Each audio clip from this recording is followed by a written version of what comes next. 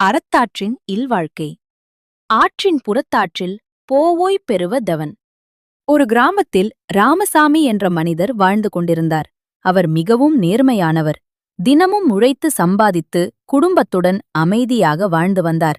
அவர் வாழ்க்கையில் எளிமை இருந்தாலும் மனநிறைவு இருந்தது.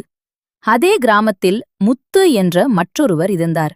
அவர் சுலபமாக பணம் சம்பாதிக்க தவறான வழிகளை தேர்ந்தெடுத்தார். ஆரம்பத்தில் அவருக்கு அதிக பணமும் வசதியும் கிடைத்தது. ஆனால் மன அமைதி இல்லை. எப்போதும் பயம், யாராவது பிடித்து விடுவார்களோ என்ற கவலை. ஒருநாள் முத்து தனது தவறுகளை உணர்ந்தார். ராமசாமியை பார்த்து கேட்டார், நீங்கள் இவ்வளவு சாதாரணமாக வாழ்கிறீர்கள், ஆனாலும் எப்போதும் சந்தோஷமாக இருக்கிறீர்கள். ரகசியம் என்ன? ராமசாமி சிரித்துக்கொண்டு சொன்னார், நான் அறத்தோடு வாழ்கிறேன். அதனால் என் மனசு அமைதியாக இருக்கிறது. தவறான வழியில் கிடைக்கும் பொருள் நிலைக்காது. அந்த நாளிலிருந்து முத்து தனது வாழ்க்கையை மாற்றிக்கொண்டார்.